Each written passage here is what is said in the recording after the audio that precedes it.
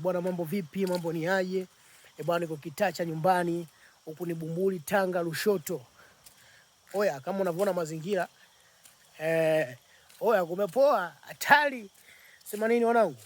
Mimi kuna machache ambao nataka nishare na nyie. Unajua bwana, ukiwa na talent ama ukiwa na kipaji, jaribu sana kukipambania, na kitu ambacho unatakiwa uzingatie ni kutokata tamaa. Kwa sababu gani kutokata tamaa? Kuna wengi ambao walifanya na wametoka mbali sana na wamepitia shida kama sisi ambao tunazipitia, lakini hawakuthubutu kukata tamaa.